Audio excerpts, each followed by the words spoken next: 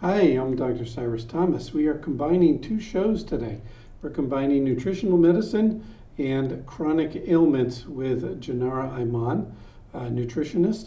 We're going to be talking today about testimonials and ailment types. In other words, we'll mention an ailment, we'll talk about how that ailment usually progresses when we start to treat it with natural nutritional medicines. Janara, glad you're here today. Hi, nice to be here. Sharing this show with me. Yes. We're talking about testimonials. When we talk about gluten, we can talk about a lot of different people. Yes, we can. And the interesting thing about gluten is that only about a third of the people that are sensitive to gluten really have any symptoms. Although we're going to talk about it later, we're going to show a slide showing exactly how many symptoms there really are. There's still a lot of people that get none at all until they're full-out celiac, and we'll be able to talk about the difference in that.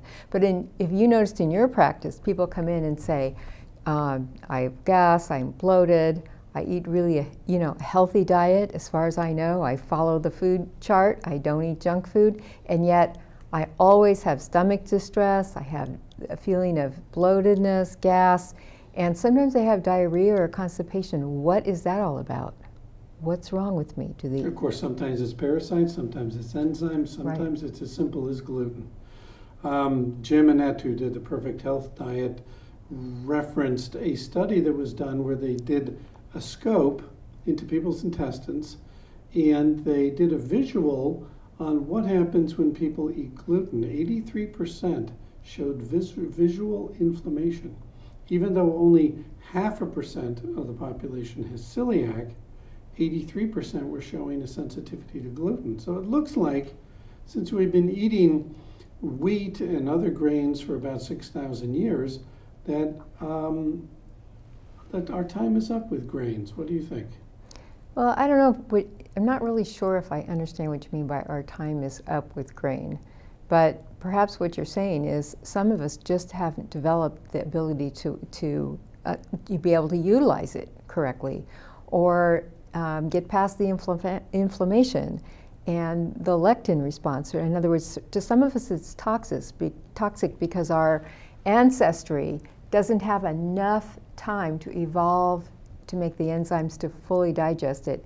And in addition, in this day and age, we have exacerbated the problem by the overabundance of gluten in everything and the hybridization of grains to the point to make them have more gluten so that our bread can be softer and doughier compared to the past.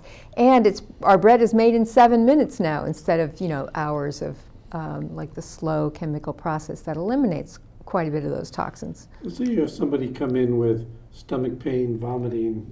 We can go to camera 2. Stomach pain, vomiting, reflux, constipation, loose stools, bloating, itchy skin, dermatitis, herpetiformis, or maybe no symptoms at all from gluten. That's different than celiac. But say somebody comes in with this and you put them on a gluten-free diet. What can you expect to see as time goes by? Well, almost within a week or so, you automatically get the response, or at least I have in my practice. I feel so much better, and I'm losing weight.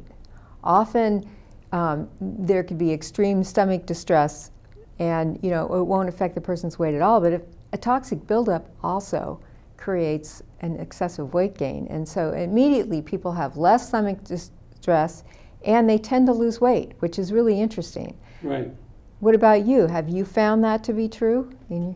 Yes, I've found it to be true in myself as well. When I dropped eating a heavy grain diet and got rid of gluten for the most part, I didn't have as much abdominal distension. I also noticed that there was less gas formation. Yeah. And the bowel movements become regular, and you can actually eat more dense food that way, because when you're eating floury products, you're filling yourself up with pasta and breads, and they're not very dense, nutrient-rich food. Yeah, very true. I agree with that. And you know what else? The adjunct to that is that all of those grains turn to sugar very quickly. So then they affect our glycemic levels or our blood sugar levels, and we're going to talk about that later. Tell us about this slide. Well, this slide is interesting because all the research has been done on gluten, which is actually a protein, and in wheat it's called gliadin. But one of the things that we haven't really touched upon a lot in the States is that rye, barley, oats, sorghum, millet, teff, and corn all have these so-called prolamines, but they're different. And some of them are glutinous and some of them are not. So the ones down here in green for sorghum, millet, and teff, and corn, they don't have a large amount of gluten in them. And their prolamines are caffeins and zein. And oat is another one. I have it in brown here on this slide because this avenine is less irritating to the bowel. But these so red ones... If we can get a close-up on camera too, we'll see that in the left column are the different types of grain, and in the right column are their prolamines. And what happens is these prolamines here are hard on the digestive tract. So by the time they get into the small intestine, those little villi that are very, very important. We're going to see those in a minute. We're going to show those. They get sandpapered down, you know, by these grains. So wheat has gliadin, rye has saccharin, barley has hordein, oat has avenine, sorghum, millet, and teff have the caffeins, and corn has zein. So this would explain people having food allergies as well. Well, it does, because if you can't digest these proteins, they go into the blood undigested, and then they create a histamine reaction. And over time, the body remembers that, and it'll create a histamine reaction time and time again. To the point where you end up with too much zonulin. Well, okay, here we go. That's another topic. You do, but not for every food allergy. And we got a little picture up here that's really nice. It's a picture of an enterocyte cell. And as Dr. Cyrus pointed out, zonulin is a real key to this, because gluten and leaky gut and food allergies all have something to do with something called a tight junction. These little guys are supposed to be tightly put together. And with the junctions, we can see them there. And that keeps this food. This one doesn't have a junction. Right, and so that keeps, those junctions keeps food in the small intestine, and these enterocyte cells are in the colon too. They just act slightly differently. But it keeps it from getting into the blood. Well, here's what happens. The zonulin creates the space, and people with celiac have 3 times the amount of zonulin when they're tested. And there we go. We want to be tested. We want to know what's going on, because if we have leaky gut, that could be the problem. Maybe not even gluten sensitivity in the same way, or celiac in the same way we think or we're thinking about. But so you can take this test. We can test you for this leaky gut. And if you come out negative, we can say, okay, let's go to the gluten sensitivity. We'll give you another test. And so by testing, we can tell exactly what is causing your tight junctions to separate. But zonulin is the thing that makes the spaces. And then when this food is in your intestine and it's not digested well enough, these proteins can escape before they're ready. And that's why, unless we test you, you can't tell whether or not it's gliadin, gluten, or you know, right, other kind of food allergies. So you might tell a patient who comes in who has these kinds of problems to expect 3 to 6 months? For healing? For starting to see change? Well, really, you know, I mean, most people feel it right away, but for healing, yes. For healing, that's it. That's what we would expect. And if you've got this for long enough, this person is certainly going to have chronic fatigue. Now, when somebody comes to me with chronic fatigue, I might tell them this could be 3 months to 2 years as far as a project goes for getting healthy. It's not like go to the doctor, get a pill, feel better in 2 weeks, and you're good. Exactly. I couldn't agree with you more, because chronic fatigue is something that happens over long-term inflammation. And it could be longer than that even to feel better, because the chronic fatigue syndrome is where we get to with long-term chronic fatigue. So you can see where we're going. We like to work preventively, and I know you do in your practice as well. My blood work and physical exams look normal, but I am not functioning well, the patient says. The medical profession claims there is no cause and no cure of chronic fatigue, and that it's a bit in your head and maybe you should go see a psychiatrist. Well, you know, I'm treating 2 psychologists right now, and what I tell them, they know it's not in their head. They know, Yeah. they know what's in their head, so they know that they have physical problems, and physical problems cause emotional problems, and along with that comes fatigue and overwhelm, Right. and the stress and anxiety that comes with fatigue. What is pre-diabetic? Well, pre-diabetic is hyperinsulinism, and when your body is creating too much insulin from an overabundance of sugar, regardless of whether you're eating sugar or you're just eating foods that convert to sugar very easily. Now, I have patients in my office who say, oh, no, I eat healthy whole grains and I eat, only whole wheat bread or whole wheat pancakes and everything is made fresh. Well, carbohydrate.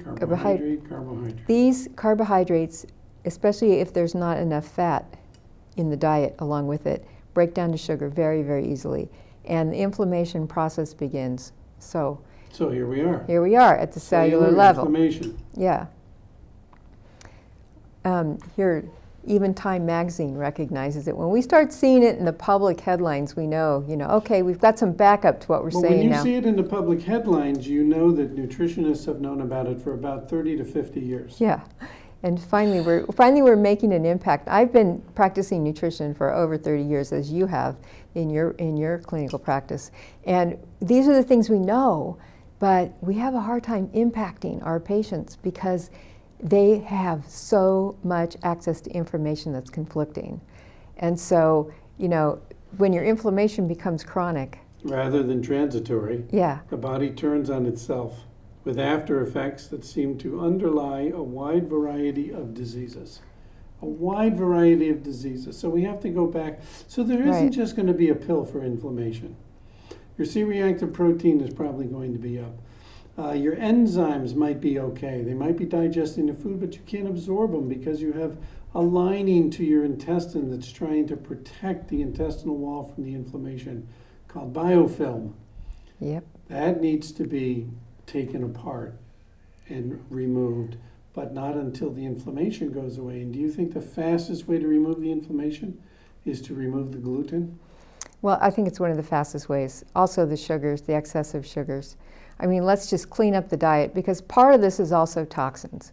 And we get a lot of toxins. I mean, we have lead, that's in milk and bread. So we do hair analysis, which we'll be talking about. Yeah. Why do you do this test for malondialdehyde? I say it differently. Malondialdehyde. I say malinaldehyde. Malinaldehyde. Yeah, I know. It's a great test, and I do it because it takes 5 minutes. You can do it right in the office, and you have the results immediately. And what it does is it tests the lipid peroxidation and free radical damage in the cell. We just showed you the cellular inflammation slide because you want to know how bad and how fast this is happening, because this is how we get chronic fatigue. This is what feeds the inflammatory response that leads to the underlying cause of most disease, and this is a 50 times more accurate than most testing methods. So not testing methods such as a regular blood test, but this particular method is 50 times more accurate than testing it in the blood in a blood test. In a blood test, yes, so we want to do it with the blood work, and so a lot of times when you're going to go get your blood work done, these kind of tests are not combined into the total picture, and we want to know what this lipid peroxidation level is, because this is how we're going to get rid of inflammation in the cell. And so important that our cell is making enough ATP so that we have the right amount of glutathione so we can detox. So by measuring malondialdehyde, we're actually looking at how much free radical issues we have to deal with. You bet. And then we can go to dietary supplementation with antioxidants and different antioxidant types foods to support that as well. So before inflammation was the big thing, hypoglycemia was the big thing a few years ago, but it's still going on. We saw a television program that said that each day in the U.S., more soda is drank than it's a beer, scary thought. Coffee, and water, and bottled water combined. And it's frightening. More soda, and especially the diet sodas, which has the toxins, like we were just talking about. And for everybody who doesn't believe it, go look up aspartame and find out read the thing about how it turns to formaldehyde and wood alcohol in your liver, and then you might not be so happy to go grab it so quickly. Right, which they even thought that the war syndrome, when the Gulf soldiers War were, syndrome. Gulf War syndrome Exactly. was that they were drinking Coca-Colas over there, Diet Cokes, and the aspartame was turning into formaldehyde, making them go half crazy. Exactly. Thinking they're going crazy, actually going crazy from the formaldehyde. Exactly. A simple cure. And it is simple, and people don't realize that it starts to turn to formaldehyde at body temperature. So when they were sending it over there, it was reaching the temperatures of 120, then it was thrown back into a refrigerator. It was already starting the process, then they were drinking it. So it's pretty sad, when you think about it. Look at this girl wiped out on her computer with her earphone on and her cup of coffee. So if we keep doing sugars over and over again, the pancreas has to keep adjusting to it with insulin. Yeah. Every time we make insulin, we take our foods and turn them into fat and store them in our body. Exactly. Because our body thinks we're starving. So then we've got an obese America, we've got an obese Mexico, Europe is getting obese, China is getting obese. My God, the whole planet is getting obese, and is anybody really talking about it?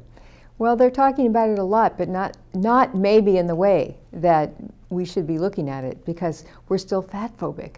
Still, if the number one cure, if you're going to be talking about this, because I study diets all the time, and the dietary programs say to reduce serum cholesterol, do not eat fat.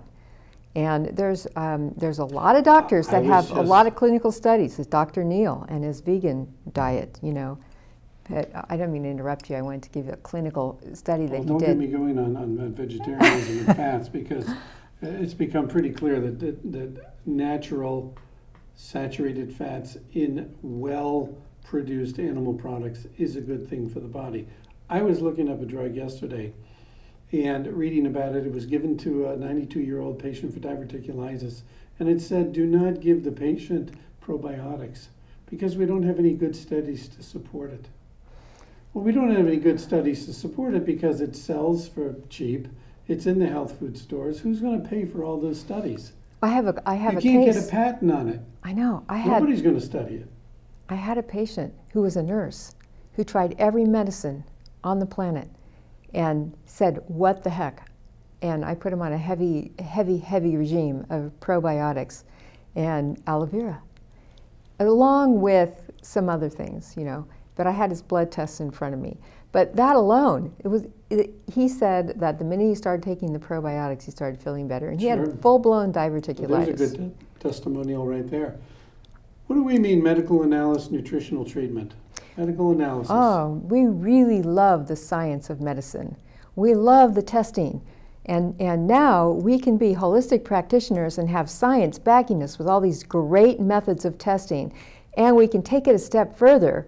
We can do the testing in a way where we have these lab test results that are based on healthy people's lab scores rather than a whole group of sick people. So if we're looking at results that are between the dotted lines, we're really looking at about 10,000, the last 10,000 sick people to go into that lab, and what they consider to be an average amount of the substance you're studying. What do I care what 10,000 sick people are reading in their blood? We use a more strict, narrow range.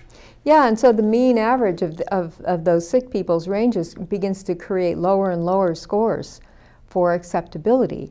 And so we call these functional highs and functional lows, where actually what we really want is we want to know what makes us function at our peak optimum level. And a lot of people will come in this range, so a number of values are here, a number of values are here. Right. I don't feel good, my doctor says everything is fine. It must be in your head. Go see a psychiatrist and get some psychotropics. Exactly, and that's common. We do a 52-element blood test, and you talk about this on your show, Chronic Ailments. I talk about it on my show, Nutritional Medicines. And in the 52 elements, we're looking at cardiovascular, kidney, liver function, thyroid function, white blood cells, red blood cells, all of the elements of the immune system, the different types of white blood cells, breaking them down. We color code them for how far off of normal they are. Normal gets a green star. A warning is yellow, a risk is red, and a code blue is blue. So this person had a number of blues and a number of reds, but in about 5 months, things came out pretty nicely. So we can take a patient, put them on a nutritional program. Sometimes we have to adjust it as we go along, but then when we do the retest, we see that they've done better. And I consistently look at blood work. That's done, just from the average lab report without the combination of the way we do it. And I don't really see the same level of improvement without the nutritional support and the wisdom behind the thousands of people that have put these nutritional protocols together. Well, what we do is we send the results of this blood test to a large computer in Dayton, Ohio. They compare these tests with the tests of thousands of other people who have done the same test, but who are taking nutrients to get better. Correct. Right? Right. So you're not comparing it with Joe Blow, who's doing his psychotropics and drinking 3 martinis at night. Poor guy. He's he's having a good time, he thinks he's having a good time. You're actually comparing them to people who are more involved in health and lifestyle. Exactly. And I think that quality of life is what we really want to talk about here. So there's a number of elements to this, right, quality of life. Okay. Yeah. All right, to get a quality of life, maybe you have to do a hair analysis. You want to do a hair analysis. Because you've got an artery and vein go into the follicle. The entire shaft of the hair is made up of atoms and molecules that come out of the blood. Yeah. People don't realize that. They don't. Where'd your hair come from? Well, I don't know. It just kind of comes out of my head. Well, every atom in your hair came from your blood. Exactly. And it is one of the greatest outflows of detoxifying the body, and people don't realize it. The body can use the hair to get rid of things it doesn't want. It contains minerals, essential elements like copper, chromium, iodine, sulfur, iron, 22 essential items that you need. So we're not only looking at things that the body's trying to get rid of, but we're looking at things that you already have, that you need, and that need to be in a certain ratio. Exactly. And so that's important. So a hair analysis is good to find the toxins like lead, mercury, arsenic. And it's also good to find out what minerals you're missing, because this is really key as far as even absorption and being healthy at a cellular level. Why do we measure cancer markers and most physicians don't? Well, I don't know. I can't really say that most physicians don't, but they don't unless you ask for them, and they have to justify them. And for one, many insurance companies, they don't justify it unless there's a code, a medical code, saying there was a need. No, it's unless there's already a tumor. It has to have a pre-existing condition, or it's not covered under insurance. And so doctors tend to not do it unless they actually see a problem. But you and I work from a preventative level, and we can include this in our testing methods, because we do such a large blanket of testing at one time to get a biochemical picture of somebody, that we can look for these cancer markers ahead of time and say, let's deal with this before it becomes a problem. So I think a lot of doctors, pharmaceutical prescribers anyway, don't want to do cancer markers, because if one of the markers is high, the patient will say, oh my God, I have cancer, I better go see an oncologist. They disappear, and doctor says, I lost my patient. Oh, yeah. If he hadn't have done the cancer markers, they wouldn't have gotten scared, they wouldn't have left. What we have to tell them is, we're going to do a cancer marker. If it comes back high, I don't want you to think you have cancer. I want you to think you might have cancer, but you might just have a lot of inflammation. Because these markers measure inflammation as well as they do cancer. Well, we all have a certain amount of cancer cells. And it's how our immune system is working and how our cells are functioning and what our inflammation levels are. So whether we turn these markers on, because we've done so many studies on the gene and the genome now, we know, that epigenetics affect a lot. Our environment affects whether these markers get turned on or off, and that's mostly with our diet and what our stress levels are. So by doing the urine analysis, the blood test, the hair analysis, the questionnaire, putting that information all together, sending it through the computer in Dayton, Ohio, comparing it to thousands of other people, getting a 15-page report back. We've looked at cancer markers. We're looking at their blood as compared to a healthy range, that more narrow range we talked about. The lab tests have been compared to other people, And when they do a follow-up study, the new results get laid in parallel to the old results, color-coded, so we can see exactly what has happened. I know, we can see where the improvement are. It's state-of-the-art medicine. It's state-of-the-art medicine. I think you went backwards there. There we go. We have two of those. In the hair analysis, we're looking at the heavy metals here on top, and we're looking at the essential elements on the bottom. It's rather complex, and we're graphing all of these to know exactly what's going on. If we find a lot of heavy metals, we do oral chelation, meaning you can take pills orally to help drive the metals out of the body. And we're very good at that. We know, you know, and we love the fact that we're getting these nutritional recommendations by computer rather than standardized medications. Summary of a perfect health diet. 65% plant, 35% meats and oils. You okay with that? I'm okay with that. That's how I eat. That's by weight, yes, not by calories. Exactly. And so we're looking at percentage, and So I eat that way. how come you're so slim and I have to watch my weight, and yet we both eat the same? I can't answer that for you on television, but so what well, I figured what you would say would be that, not that I like flan, but rather that there's different constitutional types, and some types have an easier some types have an easier time staying thin. Well, there is. I mean, I work with that too because I work with a lot of Eastern philosophy, Ayurveda, and 5-element in food, and I look at constitutional types very, very closely, as well as hormonal body types. And the way that you put on weight is where your hormonal disposition is, which we can also test for, but also it can tell us how you metabolize sugar, and I can adjust your diet and my patients' diets depending on this constitutional type, which is the ancient wisdom, versus what their blood tells me. I can say, okay, I'm right. So you're using some Ayurvedic typing, you're using some homeopathic typing. I am. You're using an endocrine gland method of typing. Am. Nutrition is smart medicine, so I'm afraid I jumped by. This is our office on D Street. My website is Integrative Alternative Medicines with an S.info. Janara's website is vitalnaturalhealthsolutions.com. I'll leave those up there in case you want to write those down. Last thoughts for the people watching in a few seconds? Well, I think that one of the things I want to say about our passion about health, we really want to be working on a preventative level. We really want our patients and those who we work with to feel like their life has vitality.